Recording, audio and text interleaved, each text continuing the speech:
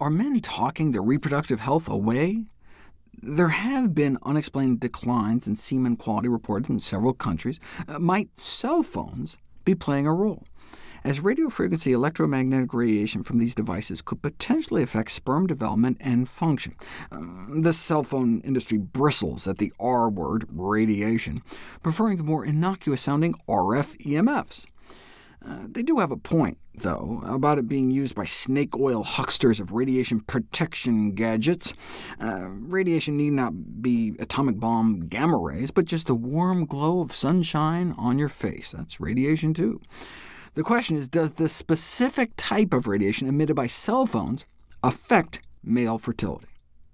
After the World Health Organization declared that cell phones could possibly cause brain cancer, many folks were like, no problem, I'll just keep them in my pants and use Bluetooth or something. Away from the brain, but close to the gonads.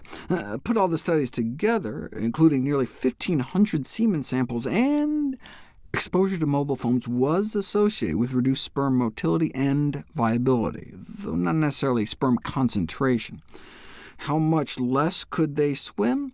Sperm motility only appeared to be about 8% less, and so that alone may not actually translate into reduced fertility, unless you're starting out with a marginal sperm count in the first place. So especially for men who already have fertility problems, it might be better to avoid keeping an active cell phone next to your crotch for long periods of time. Cell phones may just be one of a bunch of things that could potentially add up. For example, Wi-Fi may be an issue, so researchers got semen samples from more than 1,000 guys, and the total number of swimmers, motile sperm, were decreased in a group who used wireless internet. OK, but these were all just observational studies. Maybe men who use Wi-Fi just tend to smoke more, or do more horseback riding or something, and that's the reason for the apparent link. You don't know until you put it to the test. Unfortunately, many of the studies are like this, on rats.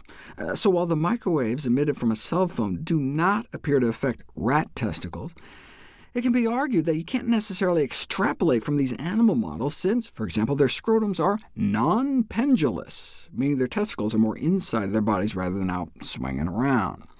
So, at least until proven otherwise, it's recommended that men with fertility issues may not want to keep their cell phones in their front pants pocket in close proximity to their testicles. Even when not in use, cell phones emit radiation to keep pinging their location, though the main exposure is during talk mode, where it may still remain in the pocket thanks to headsets these days. And then what happens when you have it in proximity to other common metal objects? Here's a cross-section at crotch level. There's the phone.